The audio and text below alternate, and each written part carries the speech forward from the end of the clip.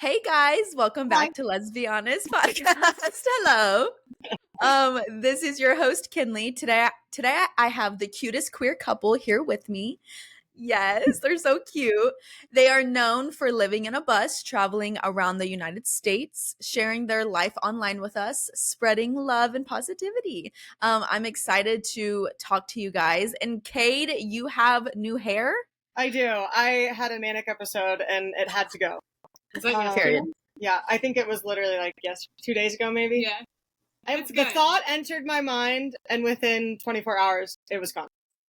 I totally understand. So I said I would love to talk about it, but I guess it was a manic episode that was just like, I was tired of it being on the back of my neck, and then I don't know. You do this every year. I do it every year. It's like it's a whole process. There was like a mullet one year. This year we were gonna do a perm. Then it was long hair one time, but it cycles. Yeah. Normally, Kid cuts it. I guess it's winter time everywhere else. Yeah, at It's least warm I in did it Florida, during the summer but- this time. Normally I cut it I buzz it like right before winter. It is winter. But like it's going into spring, kind of. Yeah. I mean, it's hot. It's hot in Florida right now. I'm sweating. know, I'm we're, like- currently sweating right now. So yeah, no, I get that. I think it was my freshman year of college, I hated the feeling of hair on my neck. I hated it. I don't know if it's like a sensory thing for me. Like, I don't know, but I shaved the back of my head. So when I put my hair up in a ponytail, it was like shaved. So Yeah. I understand the feeling. I get and it. honestly too, like the bleach won't be easy to maintain, but like buzzing it so much easier to maintain than like whatever was going on before. Oh, totally. Totally. Well, I like it. It's cool. It's swaggy. I'm feeling it. I'm feeling the new look. I like it. You're welcome. Okay, so let's jump into just you guys. I want to know how you guys met. There was some behind the scenes things, and then I'll jump in as to what I was plotting. So my dad is Okay. military, and COVID had just hit. I had literally just moved to LA and ran out of all of my money, and then COVID hit. So then it was like, oh, I have to move back home with my parents at In like Iowa. 27, which was like tragic for me because I'd been out of the house at 17. And it was really odd going back there. Fast forward a little bit, I got like a part-time job once things kind of started to open up. I was planning on just saving. I worked at like a gym essentially, and I remember the first time I saw Brooke, she was there with her sister, and I remember seeing her because she was like staring at me through the mirrors while she was like doing the back extension machine, and I was just like trying to Oh, avert- she knew what she was doing. Yeah, she had I like did. she will stare into your soul, I swear.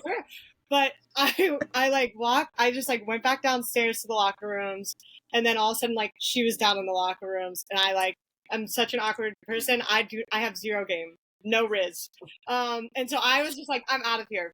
Fast forward like weeks. Fast forward a few weeks, and like I'm very friendly, and I would talk to everyone at the gym and just be like, hey, how are you? Like everyone. And so then this girl, aka Brooke's sister, was like, hey, do you want to come to my birthday? We're doing brunch. And I was like, please, I have no friends here right now. Like I had just like gotten into the mix. I was like, and brunch my favorite. I love brunch. And so I was like, yeah, that'd be sick. Meanwhile, in the background is Brooke telling her sister that like she wouldn't go to brunch unless I was there because they were in like a little bit of a tiff. Huge fight, yeah. So Love that. So we'll just be like completely honest about the whole story. So I was a stripper at the time, paying my way through college.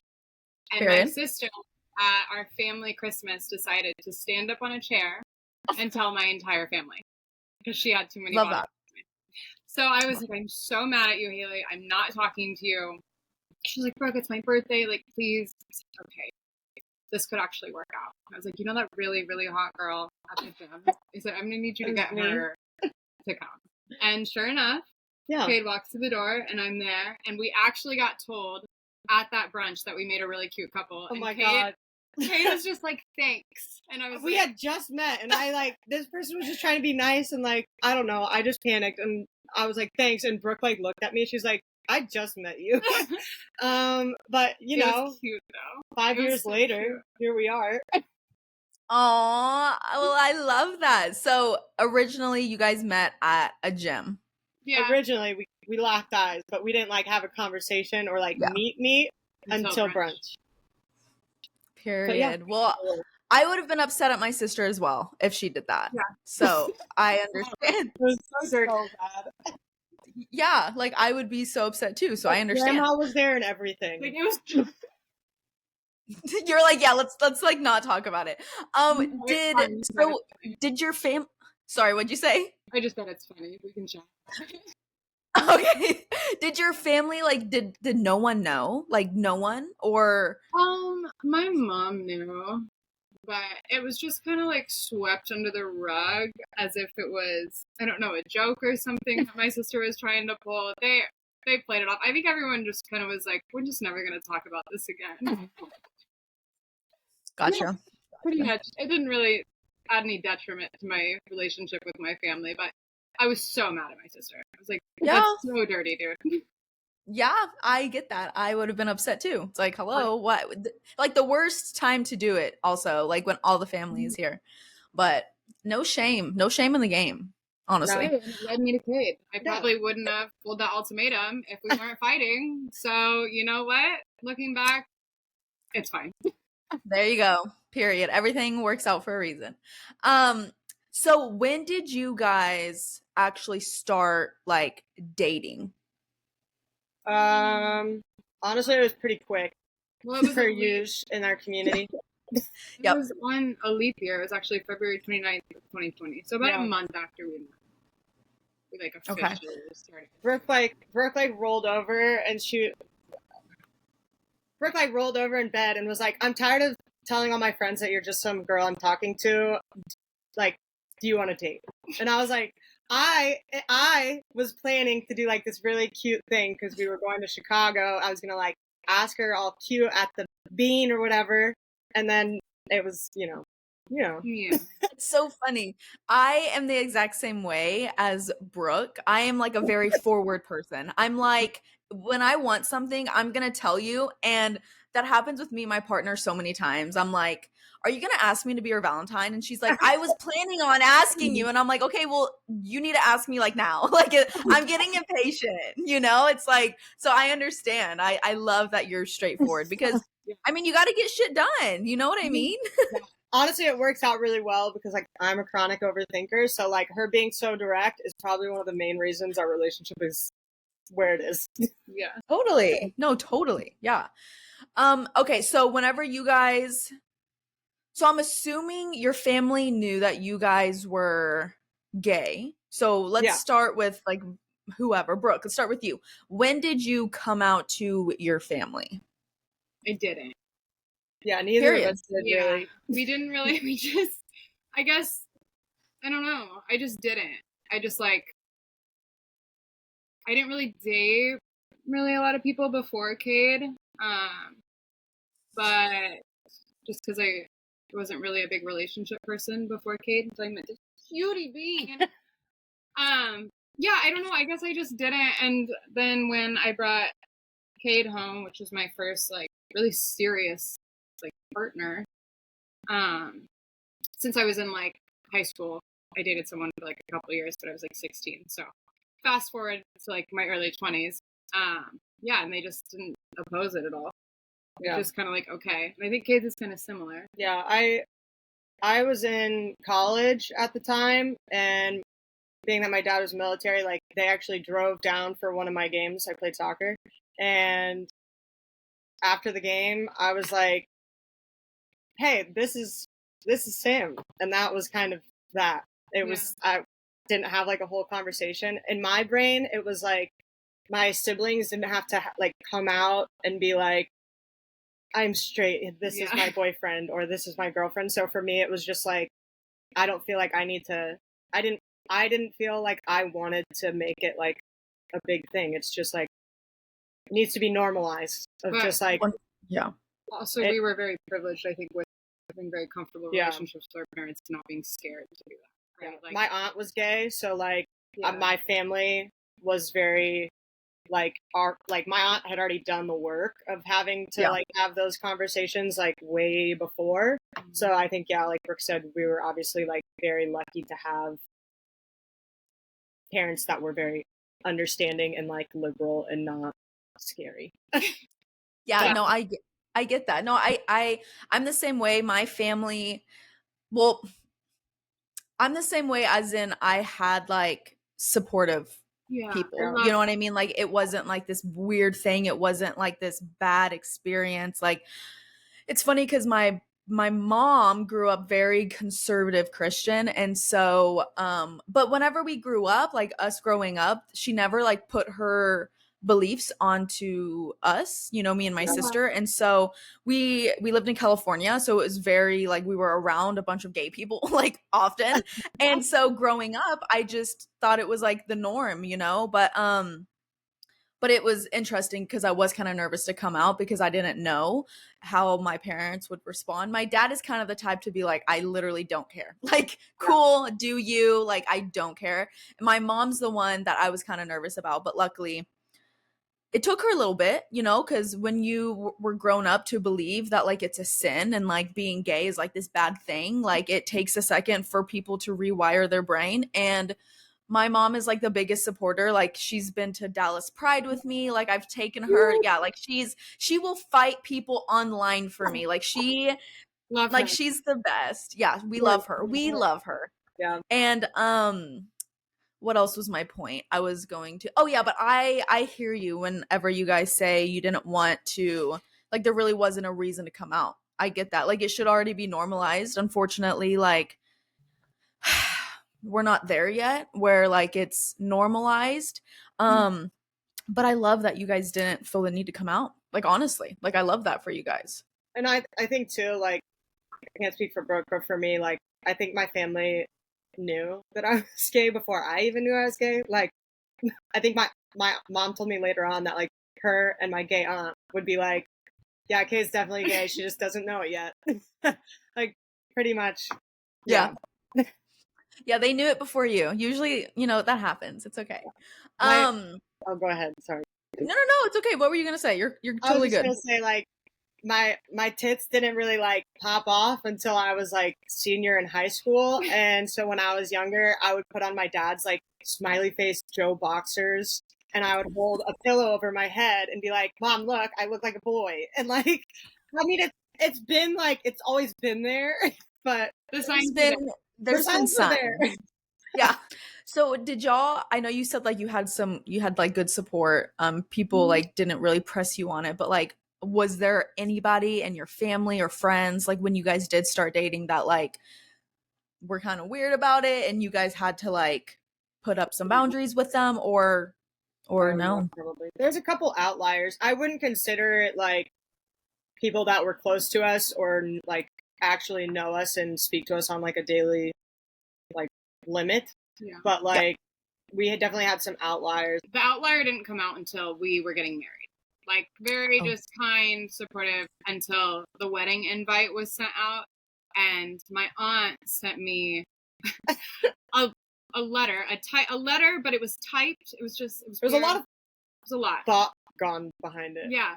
About like how she wasn't going to come to our little get together because it's a sin. Sent it 2 days before our wedding. And I was like, okay, this is wild. And my dad was like, yeah, like stay the fuck home. Don't come to my daughter's wedding. And I loved it. But definitely sent her a few postcards just to be a little backhanded postcards, but still postcards, you know? Like of course. Overly nice, killing them with kindness kind of thing, but definitely have set boundaries with her. I think too, like, it's so odd that while we were dating, it was never like spoken about, like that there was like issues with us being together. But as soon as it was like, it's forever, like people were like, wait, what? Because like, even for me, I had some conversations I had to have of like, if you come to our wedding, this isn't like a family get together, like not a family reunion.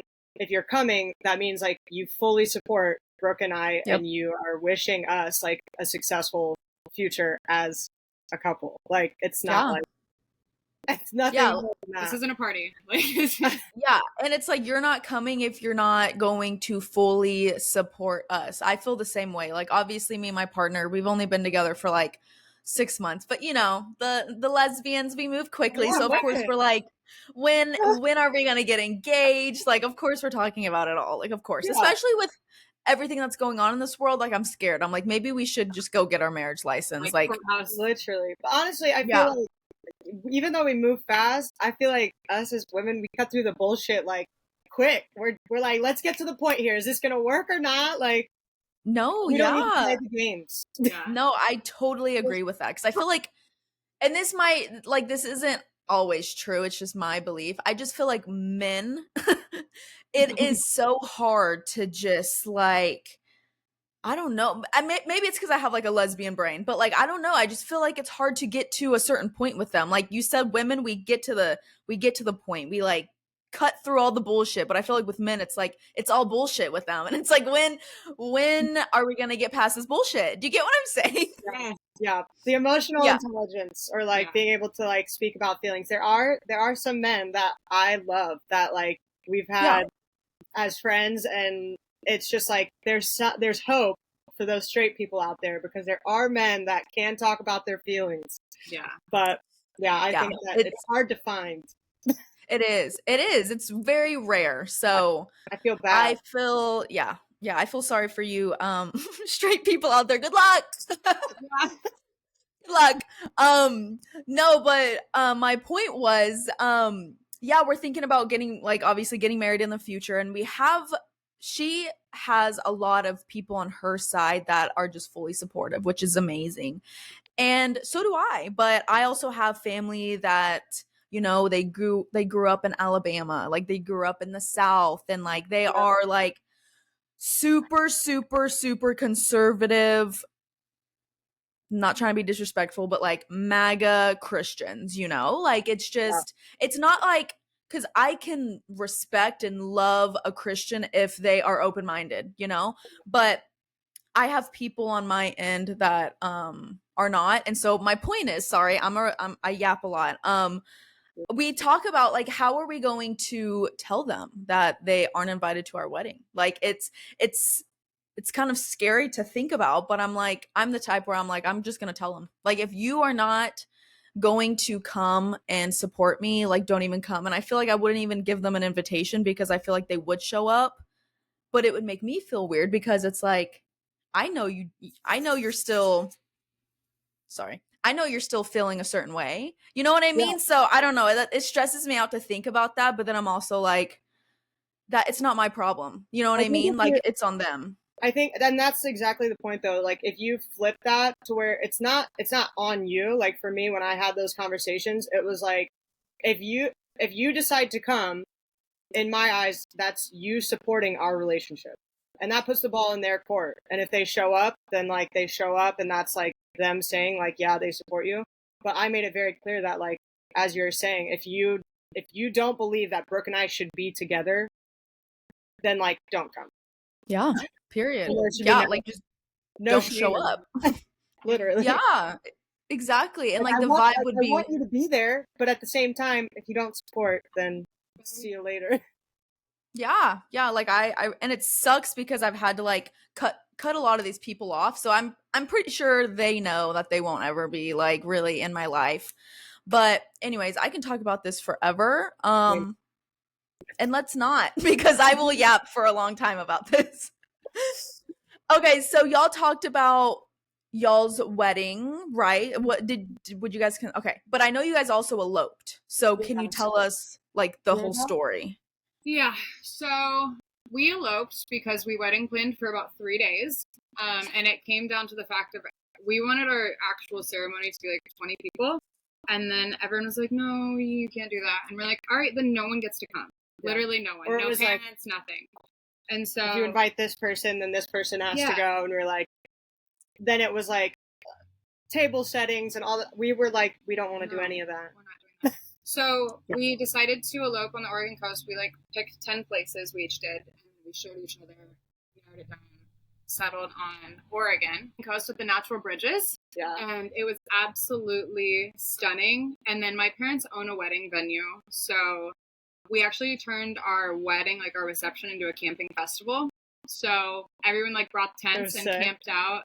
And my it didn't end gosh. until 7 in the morning. We had like 6 kegs, we had like live music and a food truck. Full bar. And that was it. And a lot of I love that. Not the mushrooms. Yeah, lots of What did you say? a lot of mushroom shots just like floating around.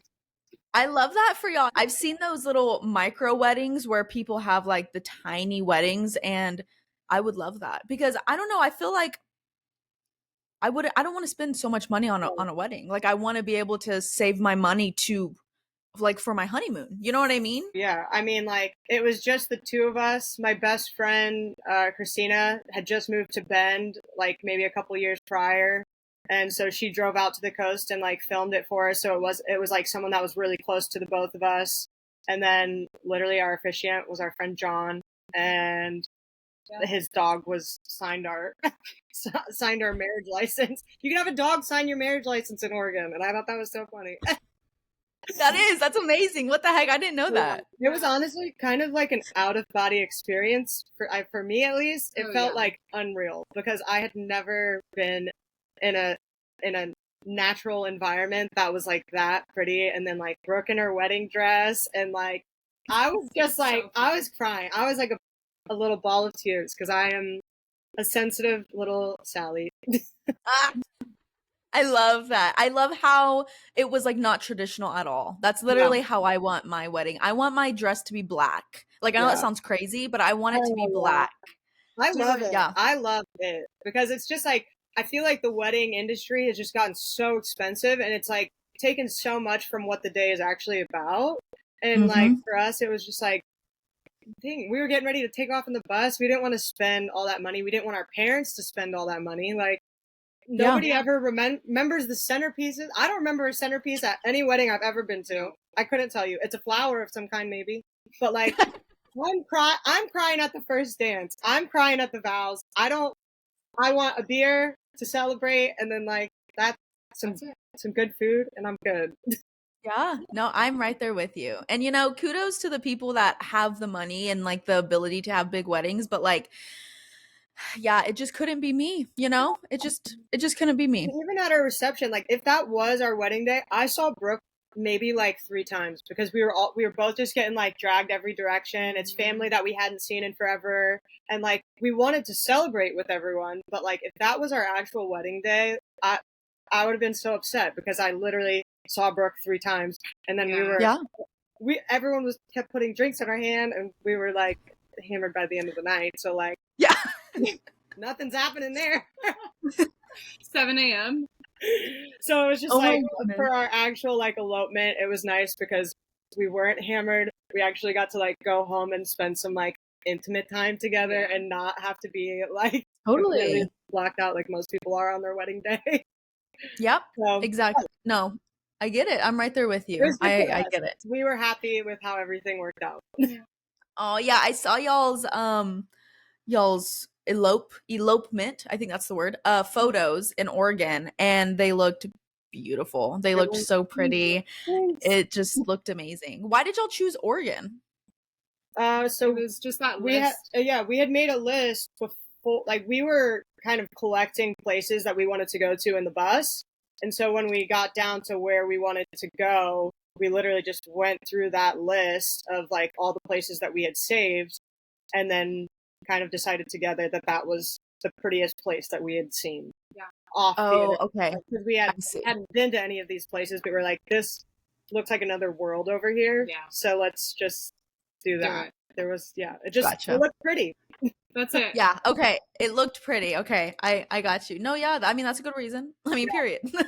and now, obviously, it's like good for us because I doubt marriage in Oregon will ever go away. So yeah. Oh yeah. No, that's true. Well, let's hope not. You never know. You never know. Yeah, you never know. But, okay, so I would like to jump into you guys in a school bus. Like that's awesome. So what made you guys want to move into a bus? So it was actually something we talked about right away. I had always wanted to live in like a tiny home, very much a minimalist, and Kade wanted to live in a van. And so it was something we connected on for a third date or something. And Then one day we were chatting about it and I was like, okay, let's do it. And Kate's like, what? And I was like, yeah, like let's buy a fucking bus. And so we started looking online and then She's a go-getter, I'm telling you. I think it was I love it. I think it was about a year in that we bought it. Yeah. So about a year in, we found this bus online. We put all of our eggs in this basket. Did like a blind like auction situation. So stressful. I don't know if you've ever done an auction, but we were like, oh my god. because we were like, this is our bus. Yeah. Like, Yeah. it's ours. Like, it just was speaking to us. And so to like, we're going back and forth with people on this auction. And then all of a sudden it was like, boom, it's ours. And we had to go pick it up in Kansas, which was like 10 hours from Iowa. Sight unseen. We didn't even know if the thing actually ran well or anything. We did some research on we did some research before, but at the end of the day, it's on the internet, you know? Like, we don't know. You want to tell the story about how we got it? Because it's actually so funny. We took a Greyhound bus because her sister was supposed to take us, but something came up with her kids, and so we were like, well, okay, we took a Greyhound bus to go get the bus, which that's fine. Public transportation in America needs to be better. But we it ended up breaking down on the side of the highway. We had to get on a different bus, and then when we finally got to Kansas, it was like 2 a.m, and this girl from the internet was like essentially offered to pick us up because we essentially hitchhiked from this bus station at 2 a.m. to the bus barn.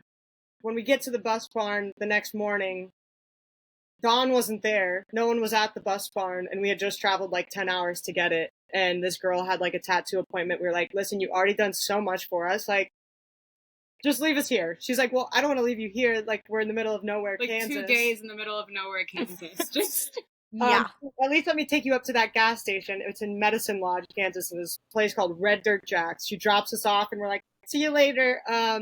These 3 sisters this gas station, they ended up being so sweet. Mm-hmm. They're like calling everyone in town to figure out where Dawn is.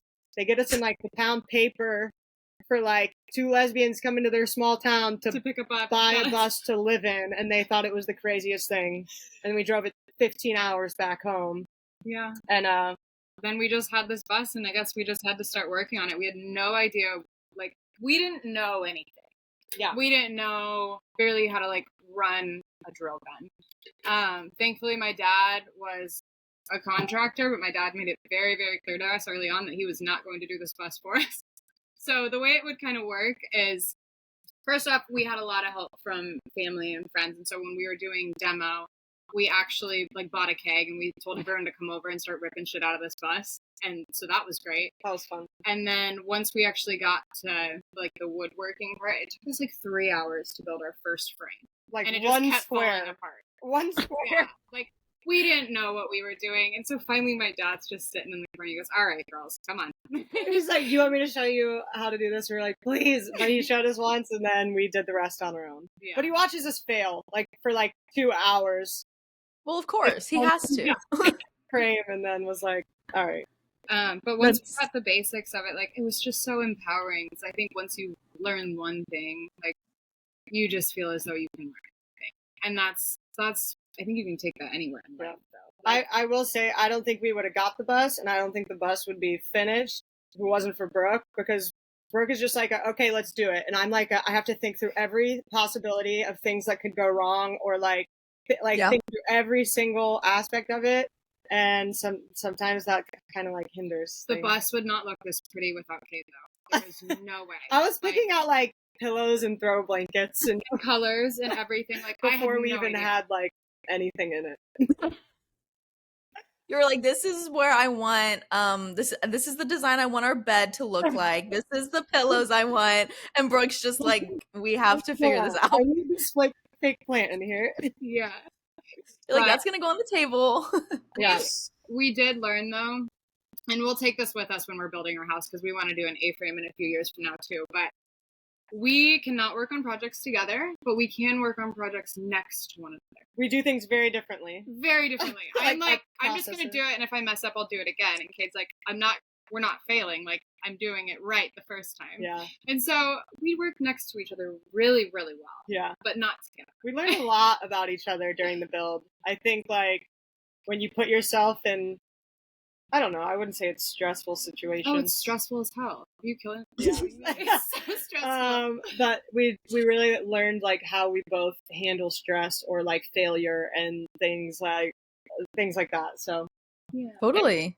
And I'm sure you're going to ask, it did take us 2 years to build out the bus, but we were both working full-time jobs throughout this entire process. Kate was pulling like 60-hour weeks. I was working like 50-hour weeks sometimes. yeah, And so we were weekend warriors. And then we were also trying to balance having time with friends and family before we hit the road, while also trying to save every single penny that we had. That was another big stressor. Like, we were bringing PB&J sandwiches to dinner and then just bringing enough money to like tip the waiter or waitress for putting up with us. Like, that's the life that we were living for quite a while. Some of our friends in the funniest way would like make fun of us because of how like stingy Cheap we were and like cheap we were. We'd bring like flasks to the bar, sandwiches to dinners, but at the end of the day, like it was like all of that sacrifice that allowed us to do this. Totally. Yeah. If y'all weren't doing those things, you wouldn't have been able to, renovate the bus. No, I totally get that. Priorities, Yeah. There you go. The PB&Js kept you guys going. So 2 years, that's crazy. Do you guys think that like if you didn't have a full-time job, because you said weekend warriors, is that what you called? Okay. Yeah. How long do you think it would have taken if you guys didn't have the full-time? She added this. So I did the math.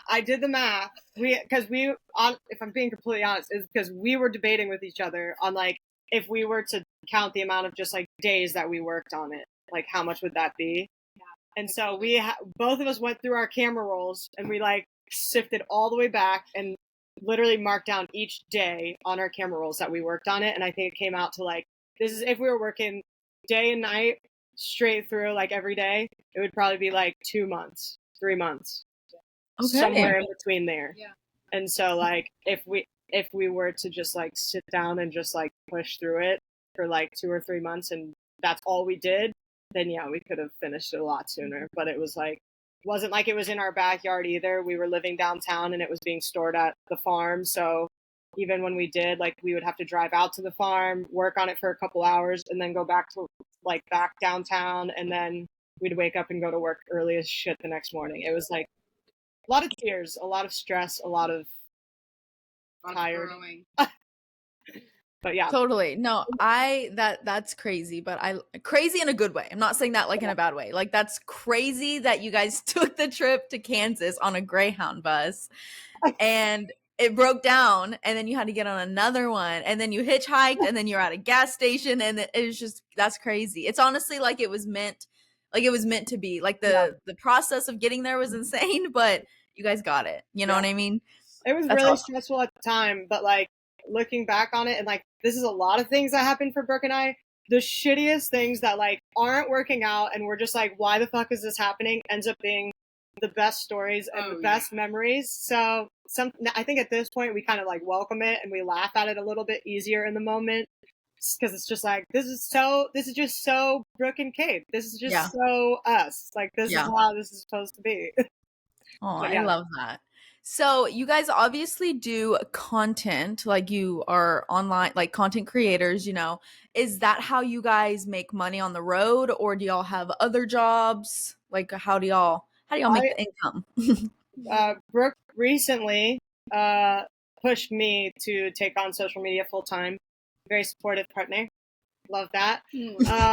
But that was like a really stressful kind of decision because we do have an agency, which is like really great. But it's not super consistent. So some months are really good and then we'll go an entire month without getting anything. So it's like, we kind of got a balance there. And just because we get like a decent deal doesn't mean we go off and spend it all, I've learned. But yeah. And then Brooke works part-time. Yeah, so I work part-time for like our faith community back home that we joined in like 2021. You said a faith community? Yeah, faith. So it's like a progressive Christian faith community.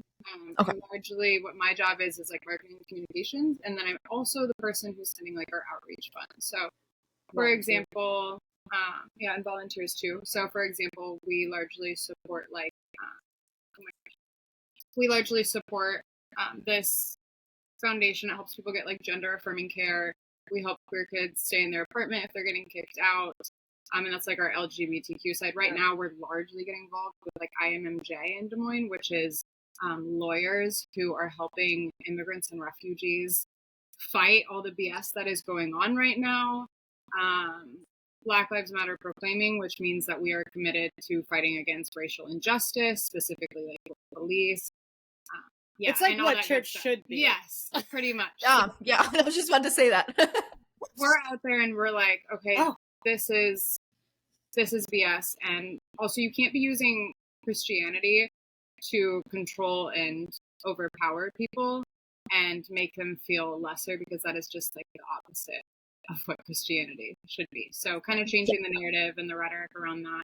And then but that's the church itself. But my job is the social justice portion of that, sending the funds out and then doing like marketing, communications, and volunteer work.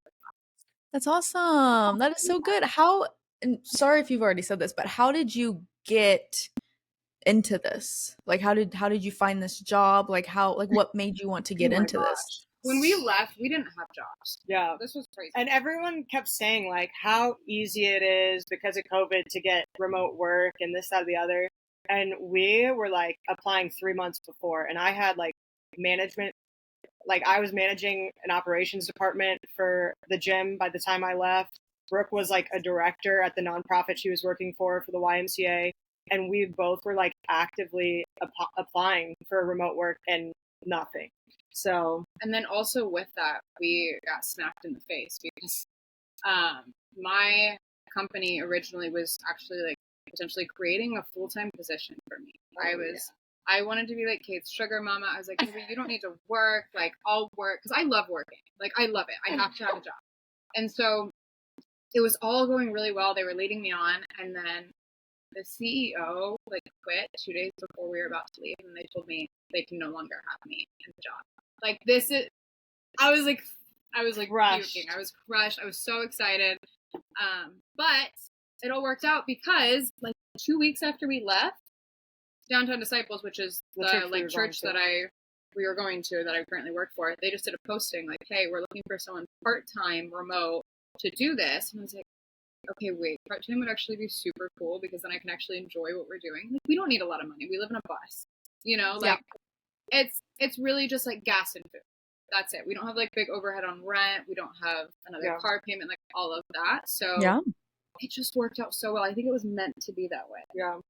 I think it was just like at this point, looking back on it, it feels like you kind of need to like network with people like even for me, like I started working part-time even before this, just by posting on Facebook and Instagram, and this was before we had a following.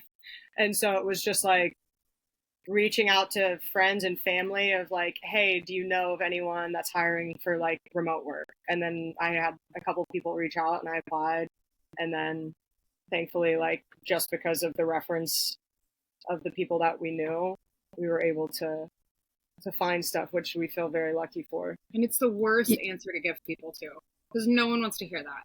Because everyone asks us all the time, like, how do you make money on the road? And it's like, I feel like, at least for me, I felt very like bamboozled by the whole, it's so easy to find remote work, because it's really not. Like, it's really not anymore. So that was really hard, I think, for us, because our savings that we worked so hard to build up was for when we want to settle down and build a home and like potentially have a kid. So it's just like, we didn't want to dip into our savings at all, if possible.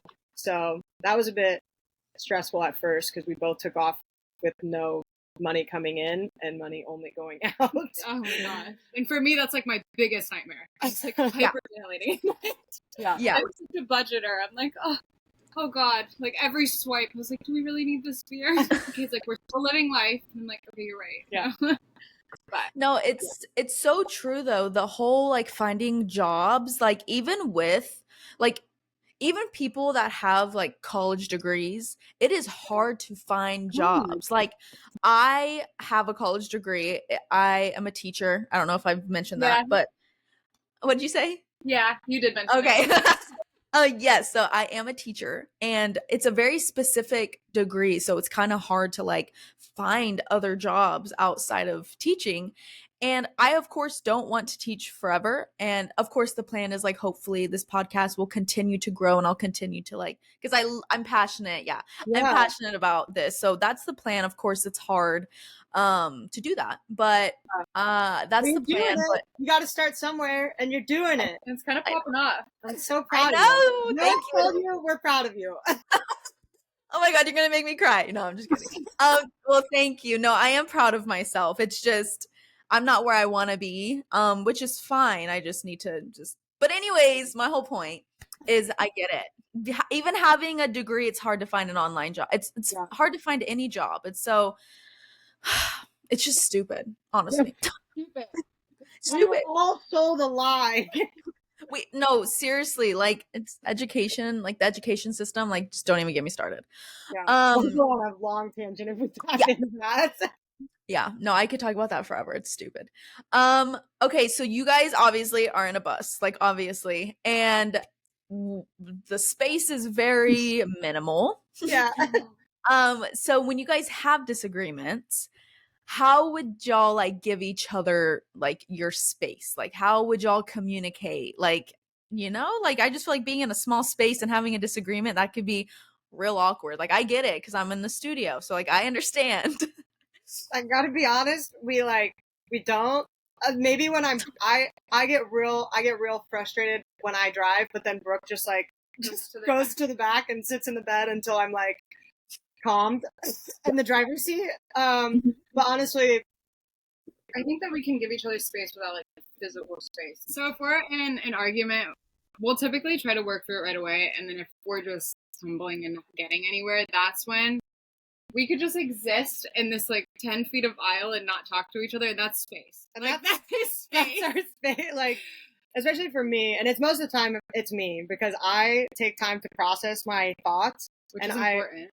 I need that because I think that words are very powerful, and you should never like communicate something until you fully grasp like why you're feeling the way that you're feeling and get to like the root of why you're feeling the way you're feeling. Because like for me, I could be like, well, you're not talking to me while I drive, but it's like I could and I get mad about it because she's like on her phone or something. But at the end of the day, it's like I just want attention, and if I just communicate the fact that I want attention, then it's like doesn't have to be an argument. Yeah, it's so hard to do that as a human being, though. When you're in it, you're like, I'm upset right now, and it must be their fault. But at the end of the day, it's just because you're probably not asking for what you need. Yeah, and we both do it all the time, and that's why I do think it's so great that because I'll just talk through it. I'm like, no, like let's just keep talking. It's like, give me a second, and then 20 minutes later, we'll either do this thing where like one of us will say something, or we'll just hiss at each other. Hiss. It's so funny though. No, like, don't tell people. It's like huge. It's like okay, that's if it's like we're acting completely ridiculous because it's like hot or something, and we'll just be like, yeah, like if we're hungry, like if we were just like spicy to each other and like we haven't talked for 20 minutes, no. and it's like we need to just break this weird silence. We'll be like, shh. And then we just like I love bust that. out laughing, and it's like okay, that wasn't that serious. Like Yeah, we're it's a doing good this one. for big arguments, but for little You should ones, try it. It's quite funny. Like I'll just be like, she's like, what? That is so funny. I've seen TikToks of people like doing crazy funny things after arguments, and I'm like, I think my like I don't know if it's ego, but like I don't know if I could do that. I feel like I'm the type to be like, I don't know. I don't know. You know, it's never that serious. I feel like It's Yeah. that's so well, true. Sometimes it is. for but- like day-to-day stuff where it's just like I don't know, you're hungry and so you're taking it out on each other. It's like okay, let's bring it back to reality here for a What second. were we doing? I don't even know what we were fighting about. It's like, okay, let's just hiss and get this over with. I miss my friend. Like, I miss you. We haven't talked in like 15 minutes. That is so funny that you guys like and so the hissing is to kind of like break the silence, just to kind of be like, all right, let's get the fuck over it. Yeah, like, come on. This is... Yeah, we gotta I'm talk. over it. Let's be done. Yeah. let's hiss at each other and then let's be fine. Yeah, and it's like, what do you actually want for lunch? Because we were just hungry. That is so funny. You know, I mean, I guess different things work for different people. You know, no judgment over here. If it works for y'all, that's great. Good, good. Okay, so you guys kind of talked about how you volunteer. Brooke, you said you volunteered, or you do volunteer at the church. But when we were on the call, you guys say like whenever y'all are traveling to different states, you try to volunteer as much as you can. So, I remember. Sorry, I'm trying to think of the one thing. I think you guys helped like someone renovate something, Yeah, or was that at the It church? was Julie. We were in Fort Myers, and there's this thing called iOverlander, and essentially it like helps you figure out where you can park for free. And one of them was this. It was like this, essentially this church that got wiped out by the hurricanes, and so the physical building was gone, but they had like a trailer on site, and where the church used to be, it was like a parking lot, and they allowed people to just like park there overnight.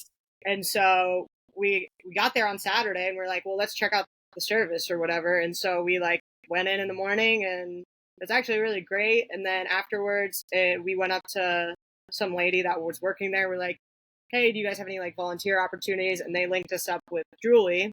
And essentially, like, she had rheumatoid arthritis and like couldn't really move around very well, and all of her stuff was out of her house because she was getting her floors and like walls cut about halfway high, and so everything was out on her back pool deck.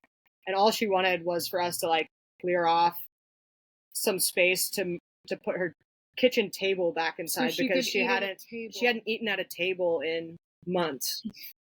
And so we were like, yeah, we can do that. And then we moved a bunch of like, her fridge was destroyed. Like a lot of her appliances and stuff needed to go out to the curb for people to come pick up. And just like, I don't know. It's just, we like to obviously like travel and like enjoy these like places and spaces that we are visiting, but we also want to be able to like give back to the community as well while we travel. It's something that's, I think, been a huge part of our relationship since the beginning. We've always volunteered. Like when we lived in Des Moines, and we do our best now while on the road too, we would do weekly dates of like trash walks. So we just take a trash bag out and just pick up trash around downtown, and that was like a date night for us. So you don't have to spend a lot of money to do that. Yeah. You know, just trash bags, all you need, and some gloves. And it makes you feel good. And I think doing things to help others is such a good thing when it comes to like making you feel positive and happy. So we totally doing that. You know, next date night for me and my girl, I'm going to give her a trash bag and we're gonna go pick up trash. Send it to us. Period. I will send you a video. She would totally be down, but she would just be like, this is random, but okay, like let's do it. Yeah, but like you have gloves on, you're picking up trash, so you're like not on your phone, so like you're talking while you're doing it, and like it's just like a present little moment, and it's a present for the earth. Oh, that was the earth. Yeah. I just made that up just now. I think that was so cute. You should get it tattooed because I love that. That was great. That's like a little present. It should. Maybe I will. Yeah, that was good. That was good. Okay, I want us to talk about social media. Okay. So we kind of touched on how, Kade, you are now doing the full-time social media. But I want to kind of jump to the like beginning. So what made you guys start on social media? Like what made you want to do it? Was it like when you guys first started renovating the bus, or was it before then? I think it was more like the artistic side of things for me at the beginning. Do you want to say like when? We tried. Okay, I will know. We tried to do social media when we were renovating the bus. No. It's so hard to film stuff while you're building. Yeah, it is. And like it just would have been a lot of curse words and like sweaty bodies. And like it's just, and like sometimes it's like it was like 90 degrees outside, which makes it like 110 in the bus, and like like so listen, and then I get hungry and I'm hot and hungry and I'm trying to film something. I just want to get it done. I have so much respect for people that like film the whole process, because I could not. I could never. They are queens and kings. It is insane. Yeah. If you ever see anyone who is, we've gotten some clips, don't get us wrong, but if you've ever seen someone who has filmed their entire build, give them a round of applause. We couldn't. No, we did try. But the will, I think, started there. Like the want and the desire. And then And then I think for me, like, I've always been like super passionate about like the arts and photography and videography, and I love people, and I love like the connection that you get through social media, because like even if you're in an area that you don't have a sense of community, I think social media can be it can be used for good, and I think that that's something that has always drawn me to it, at least. And then when we first took off, you're like, oh, everyone's gonna want to see us like in these beautiful places with our cute little bus. I bought a drone that was like $500, and then none of that stuff really did well. People really connected more with like our relationship and like my top surgery and like just our being genuine, I think, about life. Just authentic.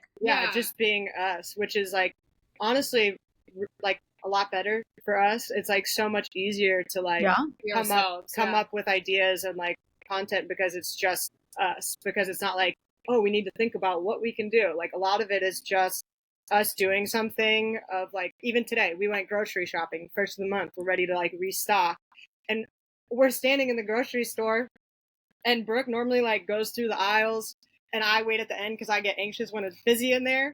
But like little stuff like that, we're like, oh, this would actually make for a great video because people can relate to it, and it's not just like us that like deal with these things. And so it's actually like created, honestly, an easier way for us to create content, because we just are us. Yeah, it's like the yoga poses you guys did. That was so funny. Yeah, it was so fun. So fun. I was dying laughing.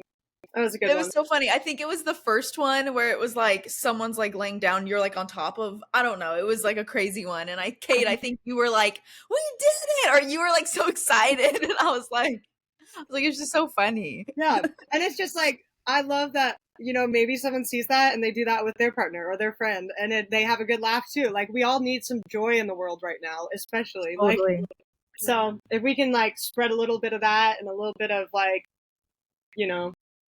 I don't know. Yeah, no, I hear you. I totally hear you.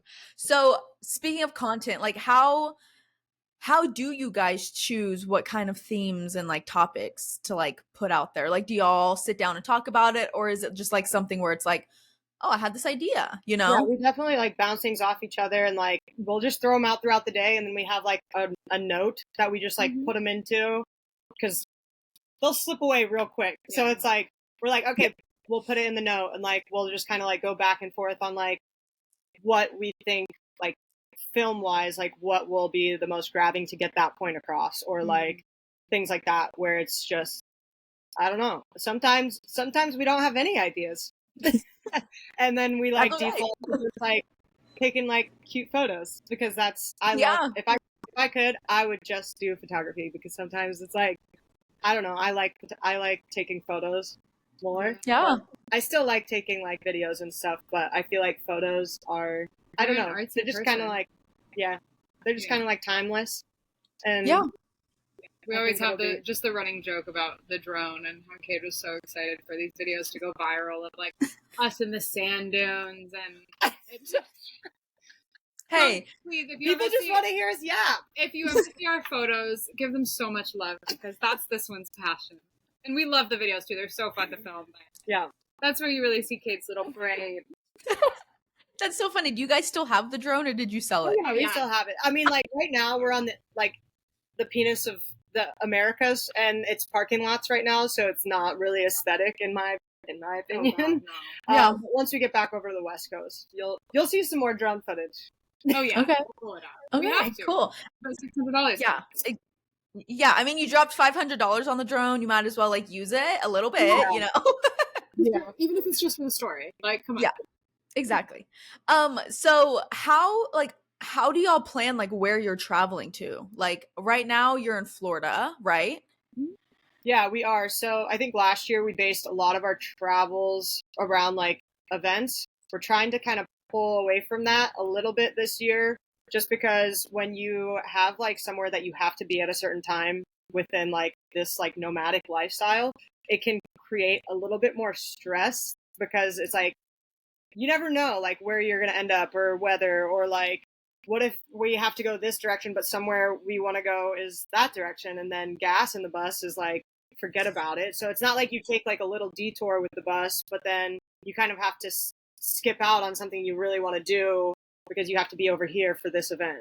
So this year, I think we're trying to like veer a little bit away from that, and kind of focus more on national parks. But a lot of it is this app called iOverlander, which shows you like where to get gas, where to get water, where to get propane, where to park for free. Mm-hmm. And then Brooke's mom got us Harvest Hosts and Boondockers for Christmas, which is essentially like businesses that allow overnight parking for like a specific set of time. And in return, like you go in, like a lot of it's like breweries or wineries and things like that. So then that brings them business as well, because you're going in and having a beer, or like a glass of wine. Or we stayed at a golf course, and we tried golf for the first time, which was quite funny.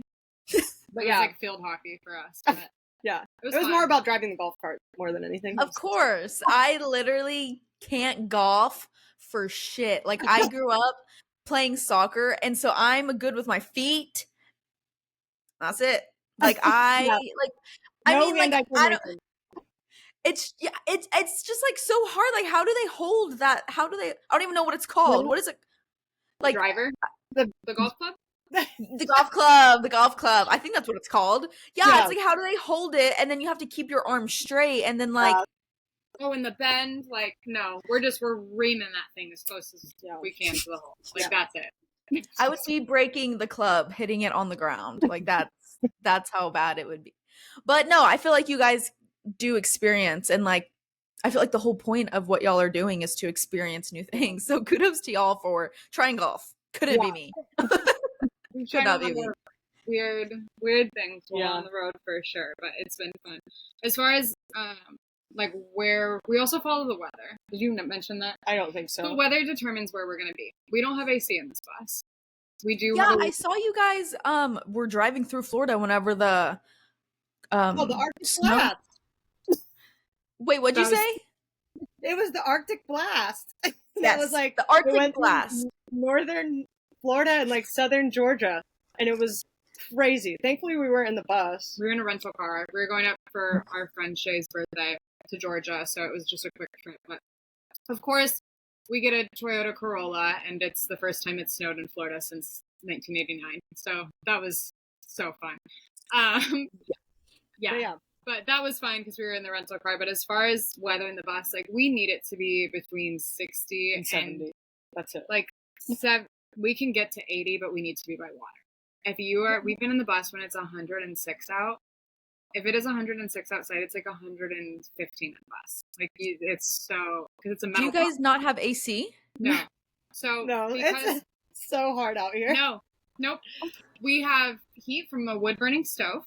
And no AC, because AC takes such a solar system that would probably cost us around like $20,000, and we don't have the capacity to have that many solar panels, and we don't have the capacity to hold that many batteries. Yeah. So it would take up like a huge square footage of our bus if we were to be able to run an AC all the time. Also, we'll just be on the Oregon coast. It never gets above 60. Yeah. It's beautiful. So that really kind of determines where we are. Or we're just parked by water. Yeah. I need a river. I need a lake. I need the ocean. I need something close by where I can like jump in and cool off, because a hot I can deal with, but if I'm like hot and tired or hot and hungry, it ain't a good combo. So yeah, I get it. It's been a little rough down here in Florida. It's like hotter than I'd like. Yeah, Florida is so hot, but Florida can be so beautiful. So it's like you get both, you know what I mean? And if you're by the ocean, you can hop in the water. Yeah, being by the beach is nice, but then you get sand literally every crevice of the bus. And that, like, we clean this bus like 3 times a day, and the sand drives me insane. So are y'all, you don't have to tell me the location, obviously, but are y'all parked close to the beach right now? Yeah. I mean, we were at the beach yesterday. Right now, we came into town for like groceries. Like, we literally just finished grocery shopping before you called. I bet we're like 10 minutes away though from the beach. But yeah, like 10 minutes from the beach right now, probably. Yeah. We just gotta ride the coast. Yeah. Oh, that is so amazing. I've always wanted to live in a bus, but Listen, it's a lot. Come bring a bag and come hang out for a day. We have a guest bed. This dinette that we're sitting in drops down into a little guest bed. Come on. We're Hey, ready. Bring your hey, don't tempt me with a good time because I will be there. We welcome it. We love. I mean, It's fun to host on the bus. we We've love done it. hosting. We've Yeah. had folks like fly in for the week and then hang out with us. It's fun. Oh my god, that would be amazing. Would my partner be able to come? Yeah. Yeah, It would be double- so cramped. Double date. We'll make sure that it's oh my gosh, look at that iguana. Wait, a y'all are giant seeing an iguana. iguana right now? It's just like in the parking lot. You see it over there? It's bobbing his head. She doesn't have her glasses on. She can't see. She's I can't see. That's what matters. Yeah. Yes. Apparently, they fall out of the trees here. I think I've been to Florida so many times and I've never seen one of those big iguanas and I've always wanted to. They're crazy. I think it'd be cool to have one in the bus, but I don't know. They kind of scare me a little. They are a little scary. They are. Okay, so going back to social media. Iguana. All the tangent. Not talking about iguanas. It's okay. It's okay. That's why I love my podcast because we can just talk about whatever. So it's great. So social media, how do you guys handle like negative feedback? I was about to say if you guys get any. I'm sure you guys do. I live for it. Brookie I does. love it. I absolutely love it. Like, come at me, please. Brooke is a savage. Coming up with responses to hate comments is like, She's so nice about it, but like in a condescending way. oh my god, I just love it. Like you don't know me, so we deal with it with humor. Yeah, we laugh at it. We laugh at it. We really, really do. You kind of have Now, there are certain ones, like if you are doing something that we think is going to trigger someone else, like we'll hide that comment. Yeah. But most of the time, yeah, we'll just come right back at you. And it's so funny. Like people hop on the bandwagon and they'll start like responding back to them too. But very much like kill them with kindness and with humor. Or we make like merch out of it.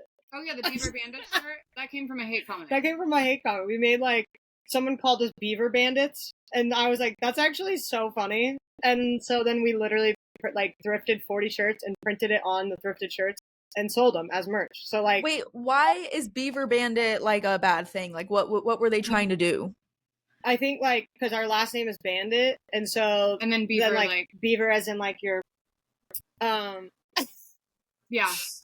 Someone's like I'm so offended. Like what? No. And it wasn't like, that's the thing is we were going through in a video and reading all the hate comments, and then once we got to Beaver Bandit, we're like, that's actually hilarious. Like that is like someone's called me scissor tits. Like I might zipper tits. Oh, it was zipper tits. And I was like, funny.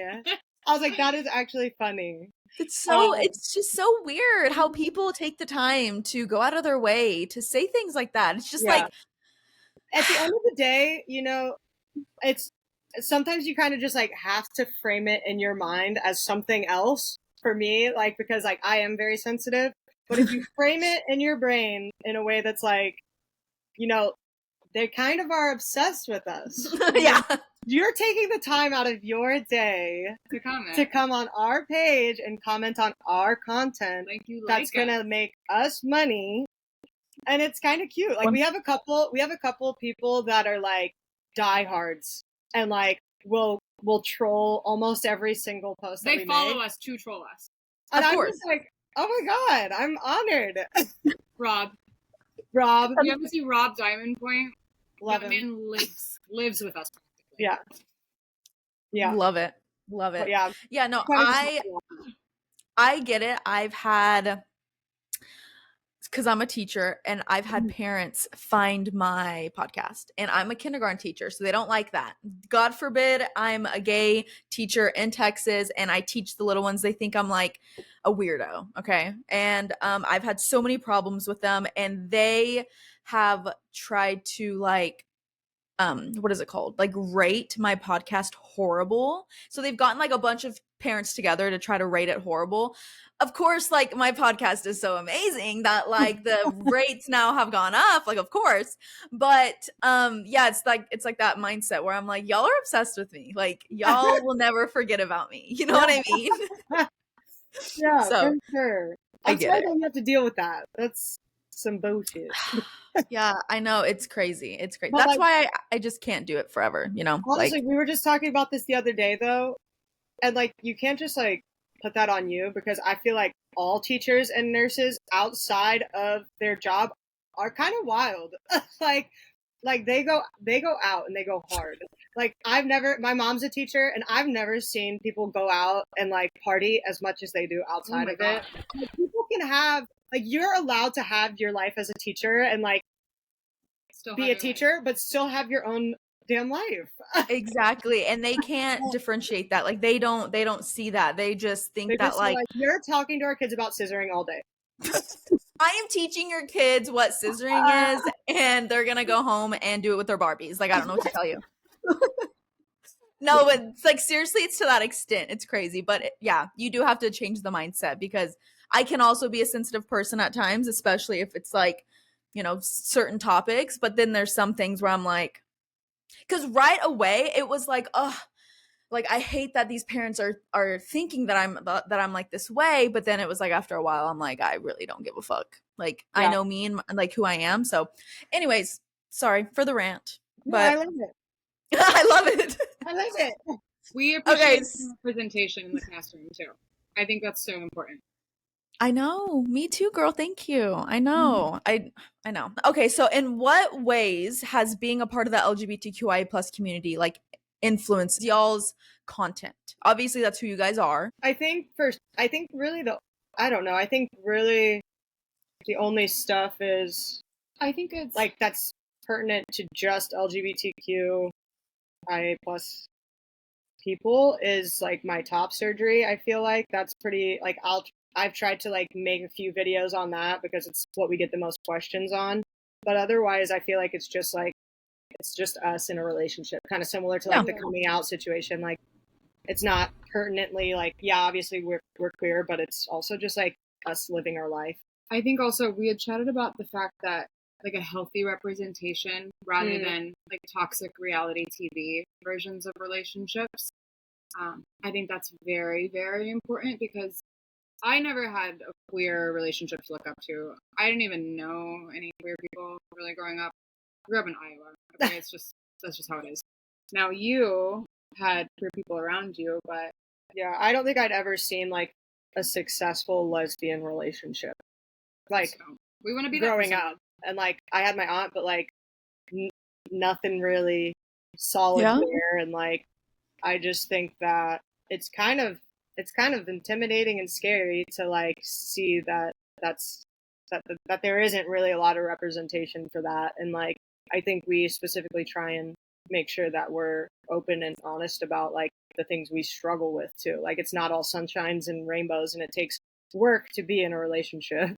Like, it's a daily decision of like being in that. But I think, I don't know, we tried to talk about this before, like, but I don't really know how. I think it's just who we are, and I think that we recognize the weight that can come with just for our community, and we just want to show up. And yeah. Period. That was a good answer.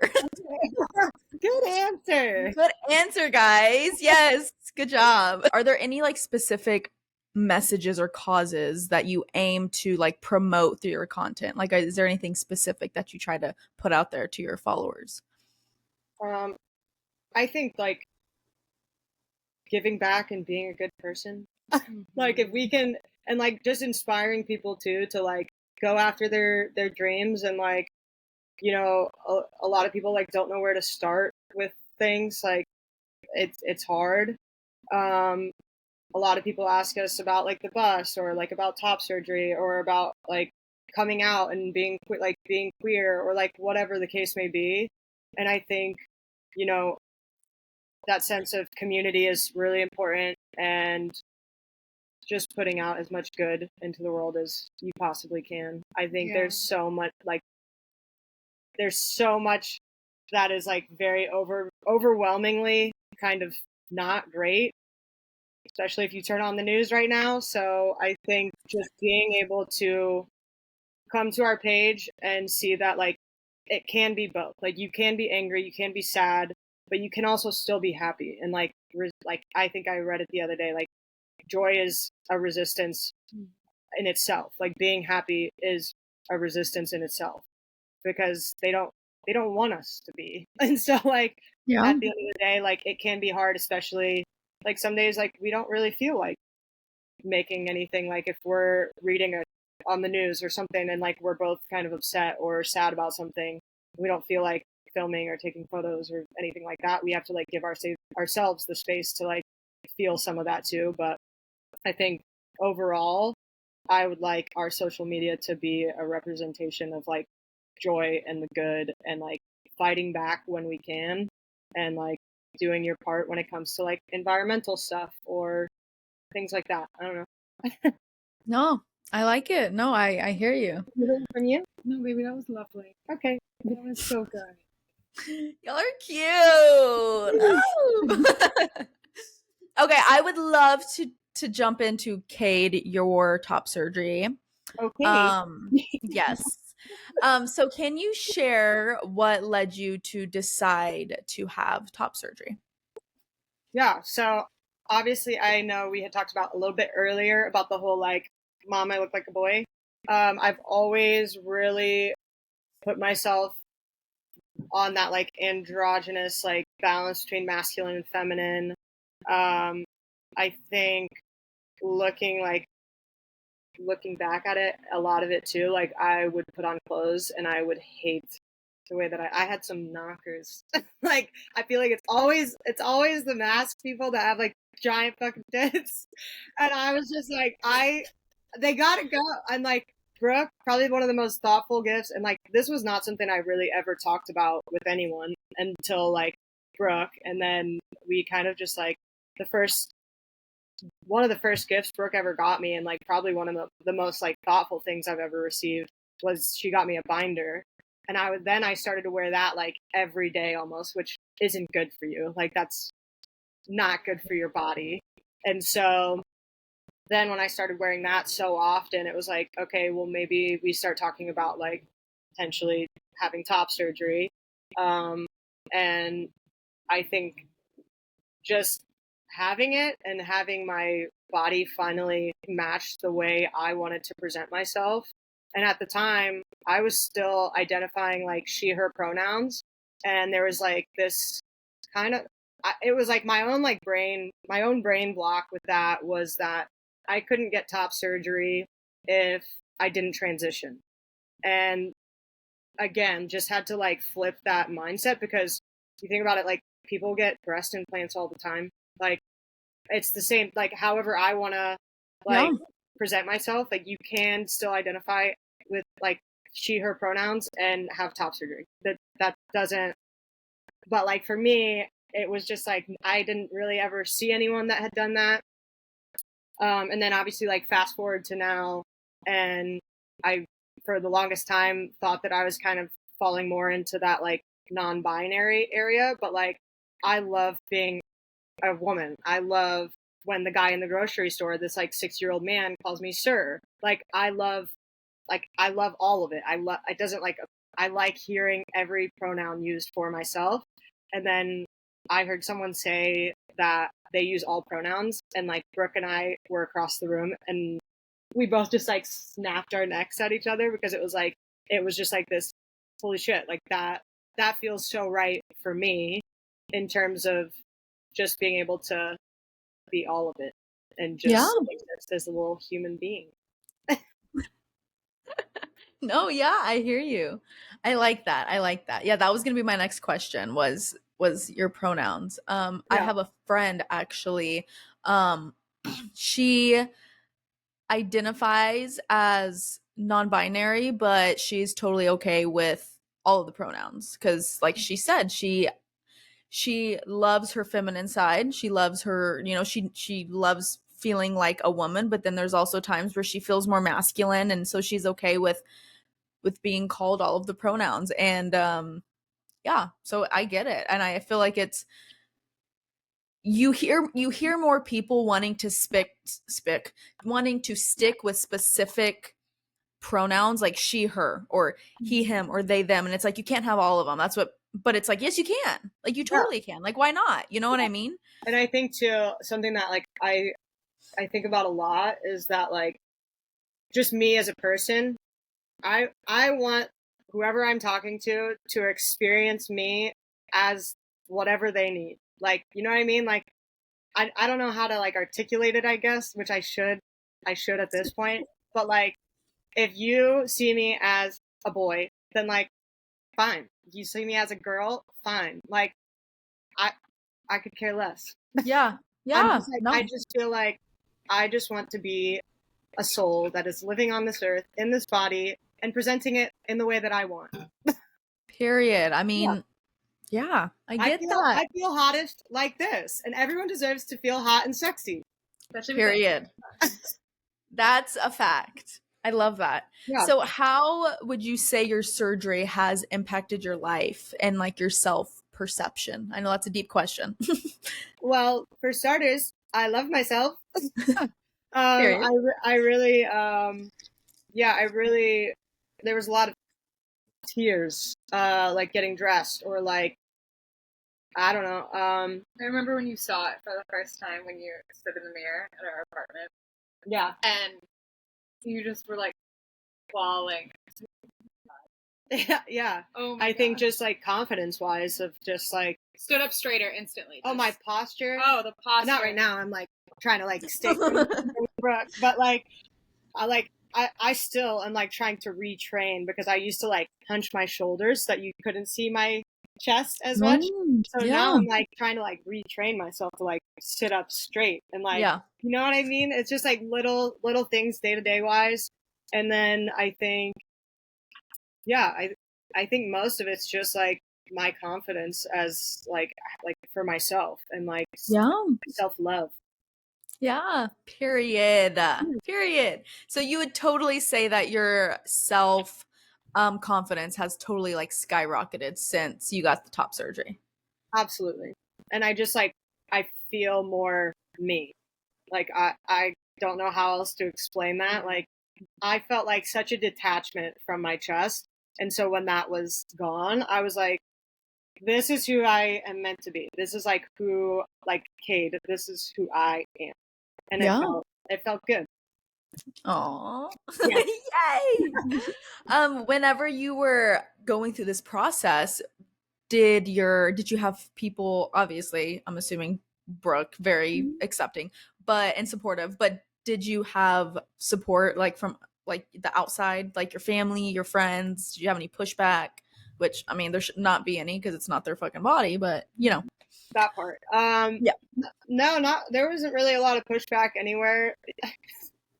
The only odd thing was, I think, and I think honestly we haven't talked about it since, but like our moms. Both of our moms were like, so Brooke's mom was like, so is like Kade gonna walk around Scott, like her dad, without a shirt on? And like my mom was like, you're not gonna like have your shirt off at home in front of dad, right? And I was like, so weird.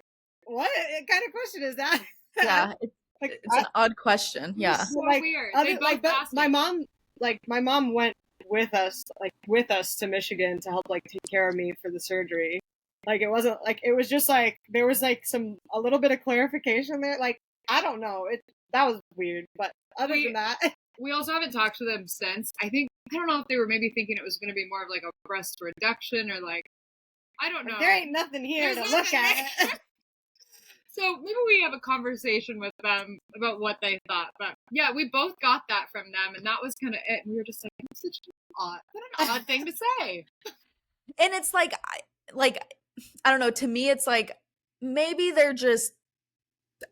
and old, like your older parents that are just trying to ask questions, like they don't know, but then it's also like, let's be a little self-aware and realize that that's kind of an odd question, like why would you ask, like like.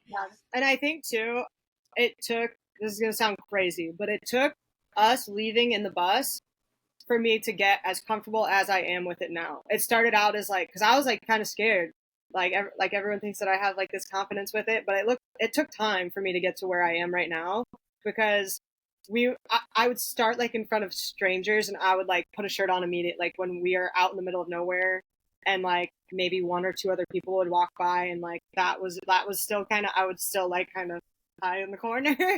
Yeah. And then just like slowly like putting myself out there in front of people and strangers. And then now, like, I couldn't imagine if I would have done that in front of people that like knew me. I don't know why, but it's always like, for me at least, it seems harder to do that and like be yourself in front of people that have known you for a while, because it is such a change, and you don't know how people are going to react or how they're going to like adjust to that. And thankfully, like, we got to just like dip, and I got to like find that confidence for myself away in front of strangers. Yeah, no, I hear you. Yeah, the girl that I was telling you about that reached out to you, the one that you responded to about top surgery, yeah, her parents were saying like, if you ever come swimming, like you have to have like a shirt on, like we don't want to see you with like no top on, like you have to cover up.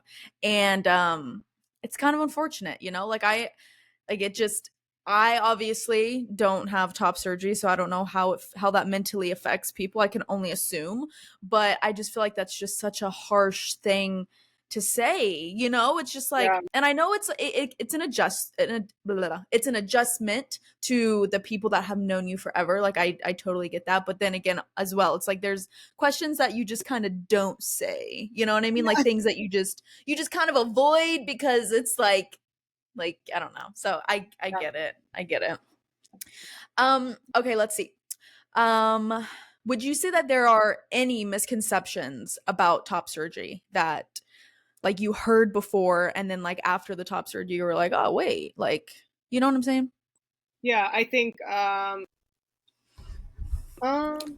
like kind of what we were talking about before, of just like, oh, you get top surgery, you're trans, you're a man, or like whatever the case may be, and like you don't have to do that. I think that's a misconception.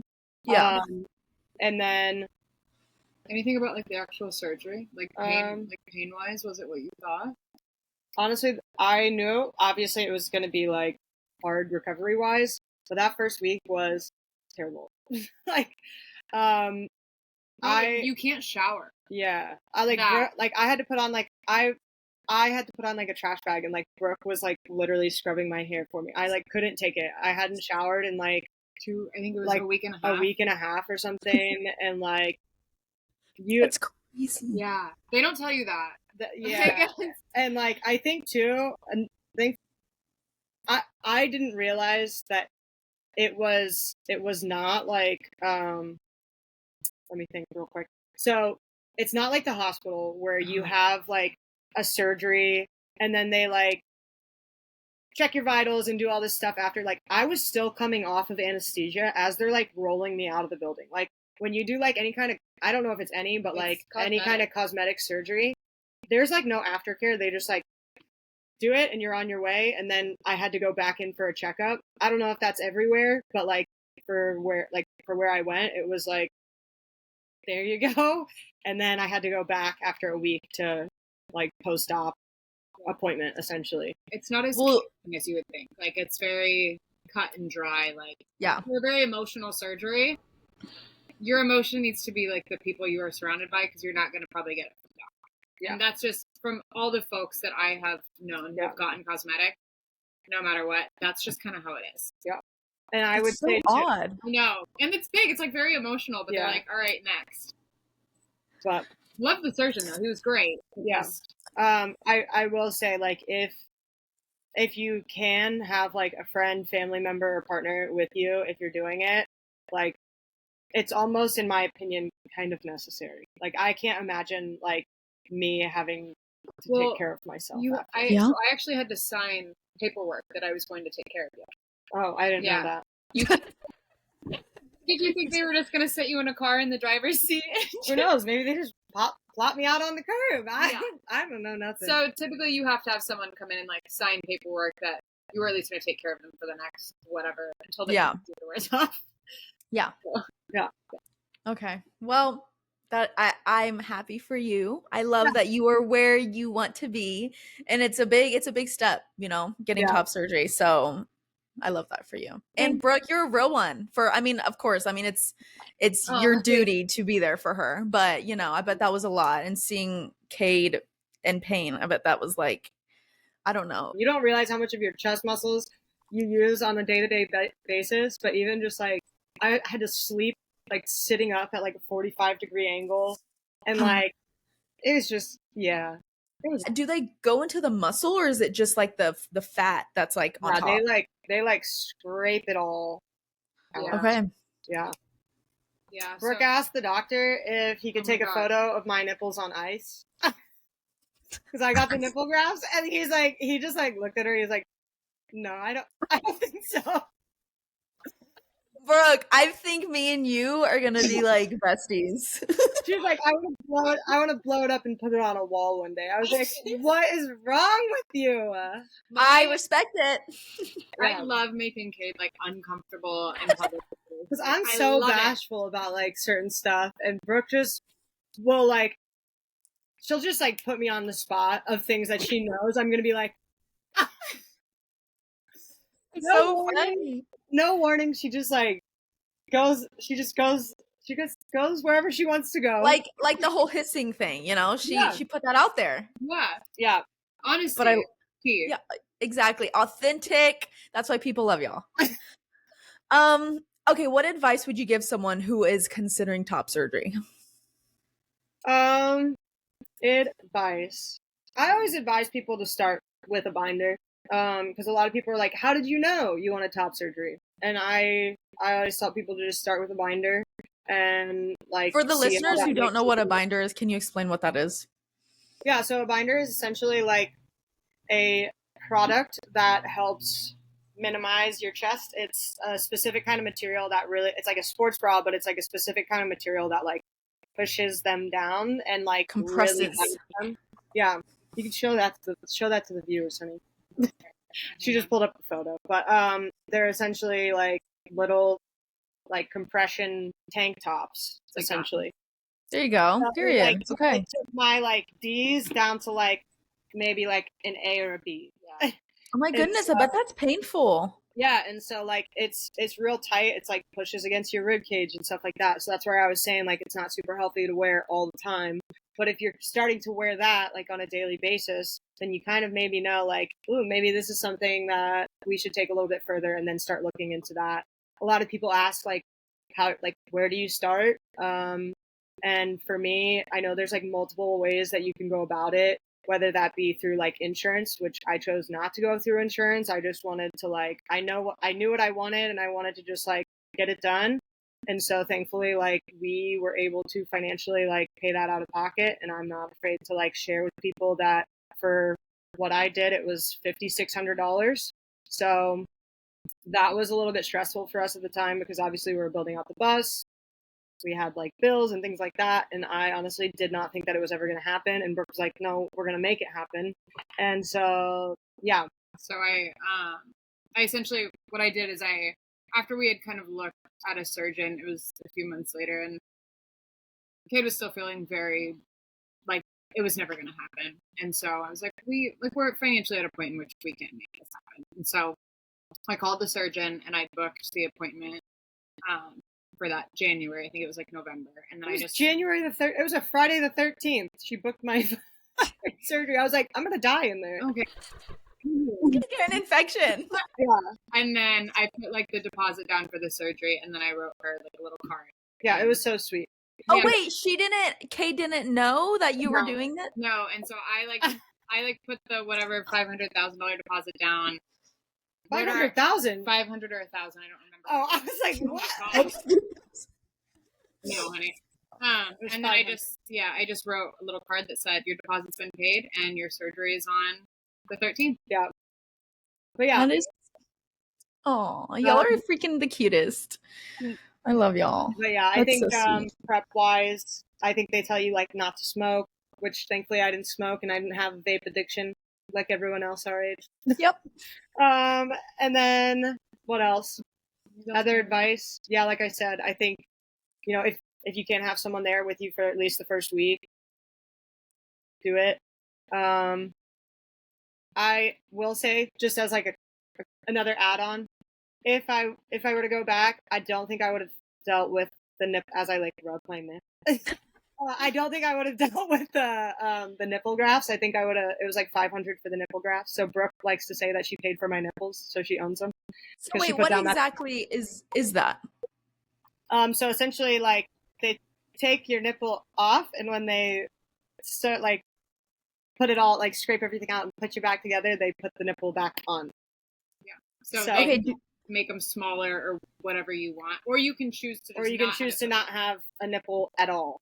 And I think I would have chose to not have a nipple at all and just got them like tattooed because they're like super sensitive now. Like it's like sometimes like not in a good way. I'm like, what? I either have like no feeling or it's like lightning bolts, like Ooh. kind of painful. And it's been 2 years. Yeah. So I also felt like kind of a detachment from them because they quite literally were detached from my body and put back on. But when I got them pierced again, I was like, okay, this is better. Okay. But yeah. Well, I Fun love fact. that. All the things. Yes. Okay, well, I love that. I've had a lot of people reach out to me and ask about like having someone on that has had top surgery and stuff like that. So I feel like obviously this will be great for them to listen to because I'm not educated on it, you know? So here you are. Thank you. Thank you for being here. Always reach out, slide into the DMs. Like that's something that I also really love about like social media, and I will always 100% like your friend. If you have any questions, like hit me up. 'Cause it's so nice to like have someone to just like talk you through it and like be able to relate on certain things. Of like some people are like, is this normal? I'm like, yeah, I freak the fuck out too. Like it's just like, yeah, and just like having that like sense of like community or like someone to talk to. So Yeah, totally. Okay, so we kind of already touched on Brooke, you working with that church. But I kind of want to like ask you like a couple more questions. So, you just to make sure like you can correct me. You work on like the human rights aspect of it, correct? Is that the yeah, I think honestly the entire church as a whole is very much based in that mission. I get the fun of actually like spending the money that the church raises on human rights, and then I do, as far as volunteering goes, I'm like a volunteer coordinator, so I get people from our church to go out, go to rallies, things like that. Like we have a social justice warriors list that like if there's a rally at the Capitol, you're getting a text, and like whoever can go is gonna go, and that's largely what's happening. I love that. So yeah, I love that. That's great. I feel like all churches, like Kade said, I feel like this is how it should be. Like all churches should be like that. As far as like how we found it, I grew up we actually both grew up Catholic. Yeah. Italian Catholic. So Sit, stand, this one was kneel. like strong Catholic. I was a little bit more wavy Catholic. But I did get kicked out of church all the time because I was asking questions. And so I really enjoyed the tradition of church. I enjoyed like going and being in a space and feeling like I was surrounded by people who largely like wanted to do good things. They were always willing to like volunteer. Really enjoyed growing up and doing that with my family.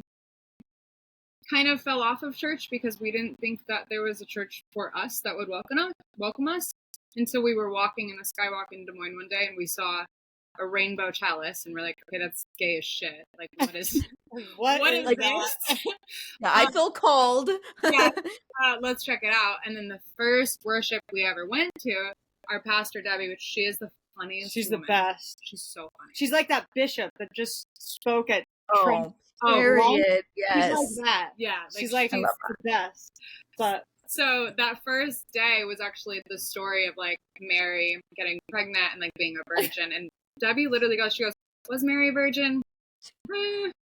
Makes a good story though. And I like Kate and I were like, okay, like this is the kind of church that we can get behind. Like it doesn't just take things as they are. Like there's context to everything.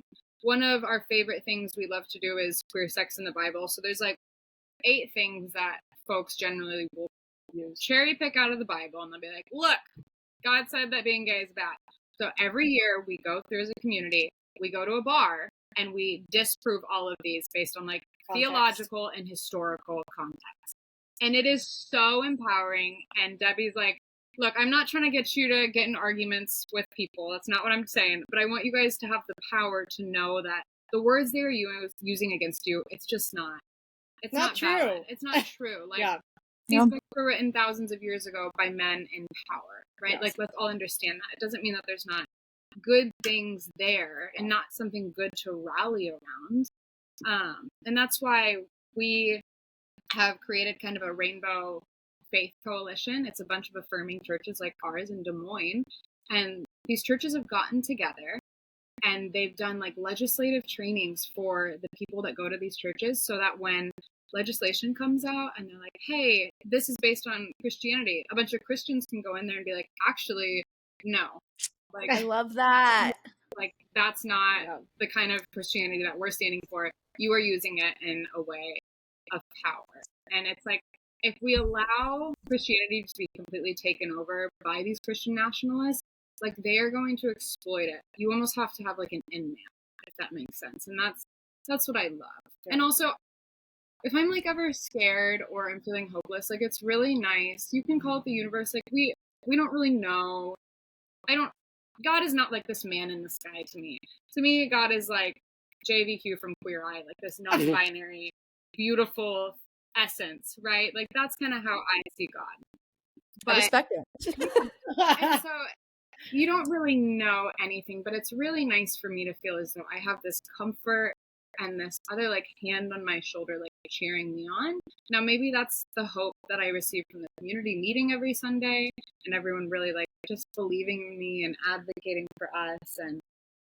But I don't know. It's just it can be a beautiful tradition in the right space, right? And one thing, there's this thing called Church Clarity that you can go on and you can look up churches in your area and they will like give like the test to all these churches. Like they've done the work to see if they've passed. Do they marry queer people? Are they like actually affirming? And so that's something when we travel, if we're like, hey, I want to go in person, I'll hop on there and then I'll find something. So I know when we walk into that building, we are safe, we are like welcome, we are affirmed. That is awesome because, I mean, as you know, there are churches out there that are not accepting and it can be scary for, a queer couple to walk in because it's like, you're just not accepting. And there's so many, and I think whenever we were on the phone, we talked about this, all of the hate that I have ever gotten was from people that are in some type of religion, especially Christianity. So it's great that you're doing that. You're finding churches that are progressive. They are, I just think that's so good because so many people in the LGBTQIA plus community, they are straying away from religion. Like myself, I'll be honest.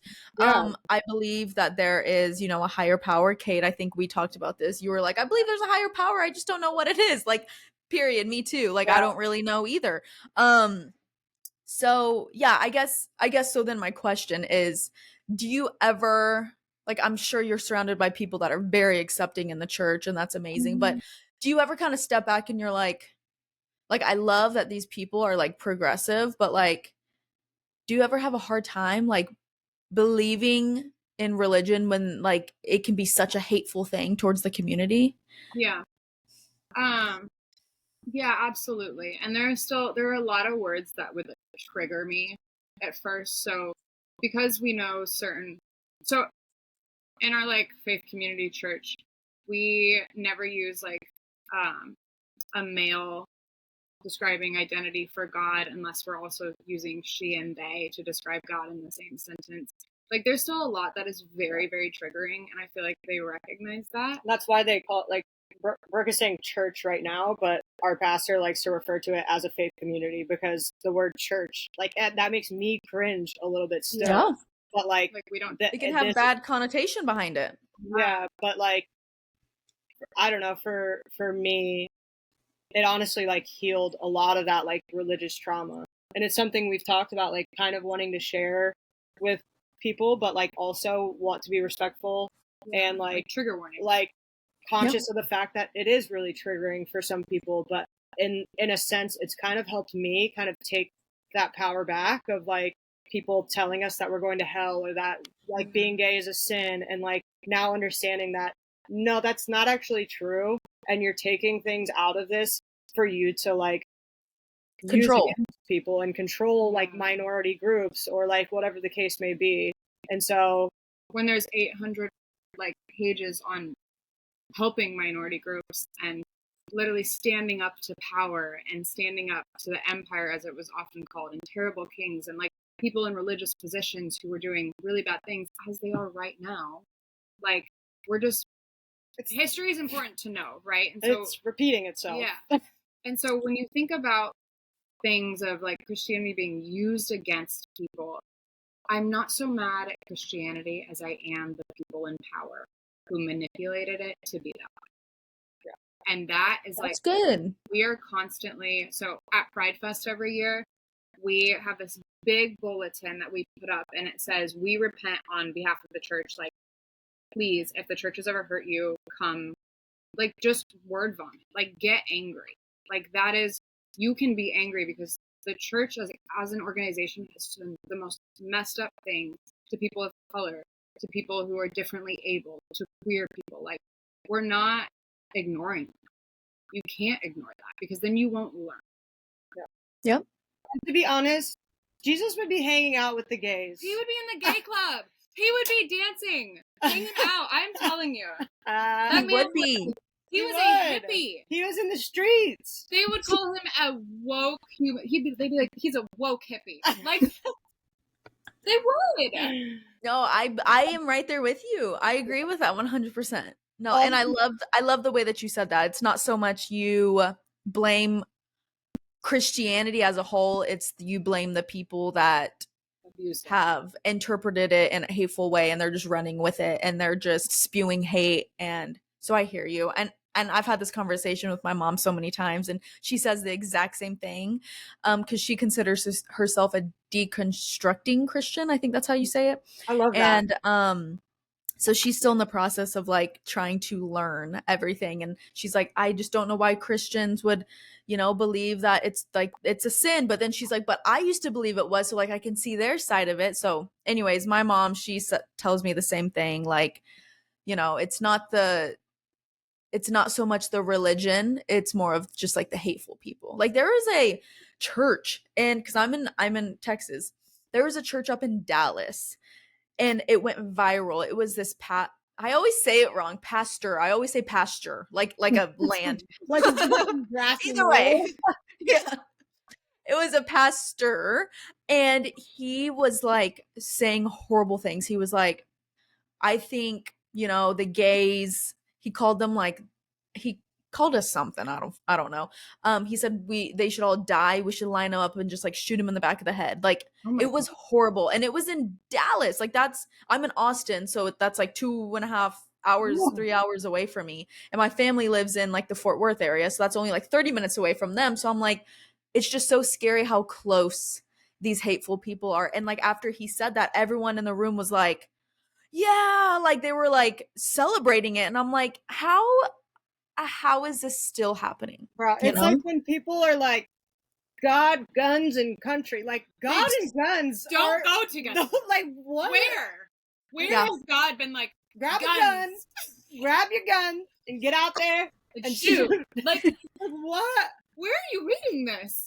That's what I'm saying. They're just interpreting it in their own little hillbilly way. And that's exactly what like pushes people away from it and pushes like you away from like faith. But like for me, I need that. Like I need some kind of like spirituality in my life. And I think that there's a lot of good in it. Like there's so much good in it. And the fact that people just like want to focus on shitty parts of it is just like fucking move on. So Kade, would you say that you do believe in Christianity, or you just believe in some higher power? If I'm being honest, like I do, but like it's hard for me to identify with it because of like what it's turned into. And so like, we've talked if about I'm it. being like for real, it like I do connect with it and I do resonate with it, but like I don't want to be a part of it because of where it is right now.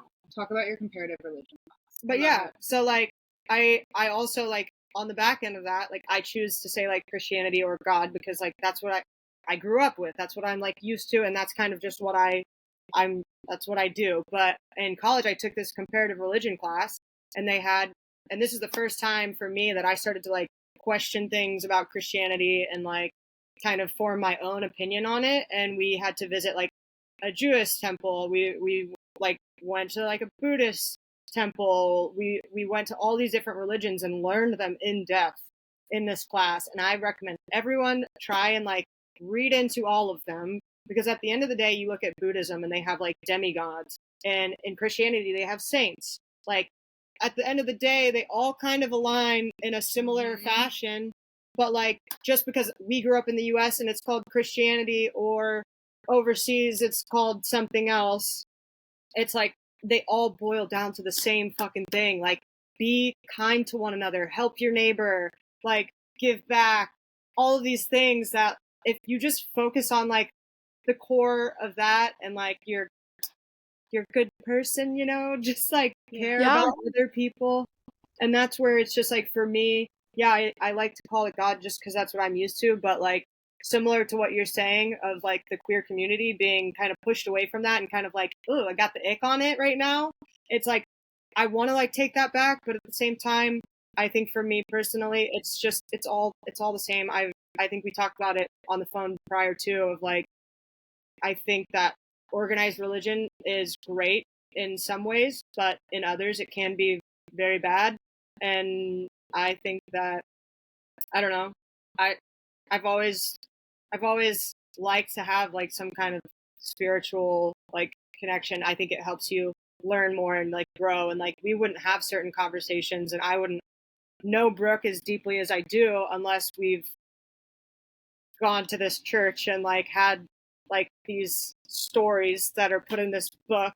You know what I mean? Like I wouldn't know Brooke on such a deep level if it wasn't for kind of exploring that faith together.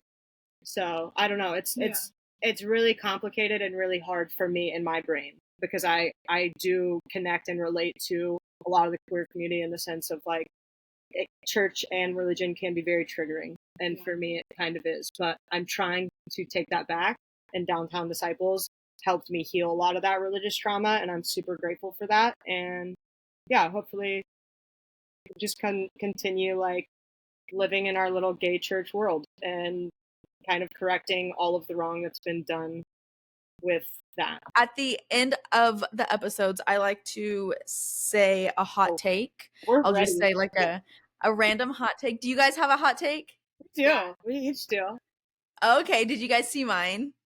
I didn't. I started to read it, but then I realized it was yours and I wanted to wait. What is it? Hopefully you guys agree, but okay.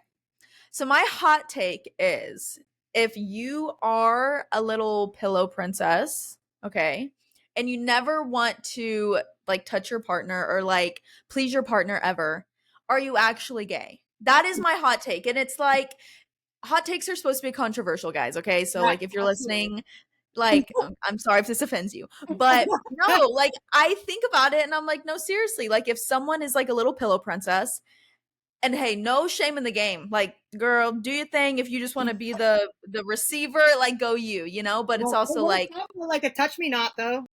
That's what I'm saying. So it's like I understand that there's like dynamics that it'll work. But I'm also like that could just be such an easy way for like a straight girl to like kind of experiment, you know? So I don't know. I'm kind of iffy about it. What do you guys think?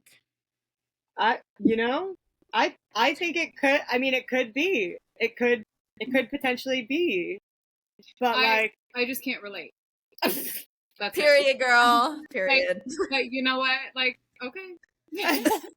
Okay. Yeah. Okay. It's okay. All right. Y'all tell me y'all's hot take. Do you want me to go first? If you want. Okay. So Mine is that ignorance is bliss when it comes to your partner's previous relationships. So like Brooke doesn't like talk, like we don't talk like really names of past partners. So whenever, for example, like I think that it causes like really weird feelings of jealousy, and so I'm like, I don't want to. I think that if Kate wants to talk about a past partner, Kate can go to like her best friend or her sister who was around for that past partner. Like, I don't need to hear about that. I also ask her in stories. I'm like, hey, if you did this with your ex, if you went on like this really cute vacation, just be like, hey, me and my friend did this. Like, I don't need, because then I'm like, it ruins the vibe of the story for me. Like, just tweak that a little bit, you know? And it honestly helps me keep my calm, just because I know like I get unreasonably like anxious and jealous about it. And so it's really helped me keep my peace. And now I'm not saying that you shouldn't talk about certain issues that you have because of past partners. But also if you're like, I'm like this because of my ex, that's an excuse in itself. So unless you're working on it, you know, like you don't really need to like put the blame there. It's important to talk about things. Yeah. But Totally. it should be followed by, I'm like this because of something that happened in the past, and this is how I'm working on it. Not like, I'm like this because someone did this to me. To me, it's just such a cop-out. No, I hear you 100%. I agree with you. Yeah. Yeah. My hot take is that you can be a vegetarian and still eat meat every now and then. Okay, you know what's funny is I'm like a little gamer. Like I love games, and so I watch people play Twitch, okay? And there's this girl, she calls herself a flexitarian, and she's like she's flexible. And that's what she describes it as. She's like, if I am out at dinner and there's only options that like I typically wouldn't eat, like chicken or something, she was like, I'm a flexitarian, I will eat the chicken, but then like at home, like I'll eat like vegetarian. So I hear you. Yeah, well, like I feel like it just puts people off because they're like, well, I'm not even gonna try because there's no way that I can cut it all out. But like even just doing a little helps. Like even if you just do like one thing every now and then, like it's still putting in an effort. Yeah. But I feel like a lot of people are just like, well, there's no way that I could ever not eat meat, or no way that I could ever not eat chicken or steak or whatever. Like you could still have a steak every now and then and still be a vegetarian. I thought you said snake. Not I was like, I mean, you can eat snake. It's like a southern thing. Yeah, it's gross. like an I anaconda. haven't tried it. Yeah. And that's something I would try.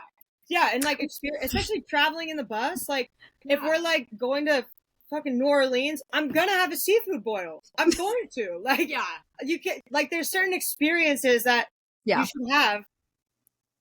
Or like you know, that's what I was gonna say. I feel like food is an experience, and especially y'all's life. You're traveling, and if you go to somewhere cool and you want to eat like a snake or like raccoon, gator bites. I don't know. We just did the Everglades. We were like, we got to try a gator bite. Hey, gator. So Razoo sells gator tail, and it's so good. But I would describe myself as pescatarian. I only eat fish, and I really only eat. What'd you say? That's very lesbian of you. I know. I'll probably go vegan here in a little bit. No, I could not do that. But I do consider myself pescatarian. I don't eat any other meat, but I have been craving some Wingstop recently, and I'm like, I think I might do it. Yeah. No, but the thing is, like, every now and then, you can treat yourself to one little meat meal, and that's okay. It doesn't take away all of the other things that you're doing. Yeah. We don't need a day countdown. Like, it's been 100. It's been 765 days since I let meat touch my mouth. No, it's fine. Not that serious. No, I hear you. I don't think you need to be a gold star to be a vegetarian. Yeah, the whole gold star thing, fuck off. No, I hear you. I hear you. Yeah, that girl, she called herself a flexitarian, and I was like, that's kind of cool. I've never heard that before. I might steal that. Do it. Steal it. Okay, so that's it, guys. Wow. Wow. I literally could yap for hours. I know. Yeah. And usually we don't go over an hour and 30, and it's almost 2 hours. So, I know. I just want to tell you guys, like, I loved talking to y'all. I could talk to you guys forever. I appreciate you guys coming on. I appreciate y'all being vulnerable on this podcast. So I just want to say thank you. Thanks for having us. Of I course. had a great time yapping with you. Yes. And hopefully we can plan a time for me and my partner to come out and we can do Please. something. Hell yeah. Period. Okay, so for my listeners, I post every Wednesday. I have some cool people coming on soon, so definitely stay tuned for that. Oh, and do you guys want to drop your socials so people can find where you guys are at? Yeah. All of our socials are wild_bandits. Period. Okay, and that's on Instagram, TikTok, YouTube's working on it. We're okay. we're getting. You can check it out, but there's not much there. We're Okay. we're working on it. I'd like to get into a little bit more long form, but it's so much work. It really is. But okay, we are going to continue to yap. So I'm going to end this here, guys. Thank you so much for listening, and I will see you on the next episode. Bye.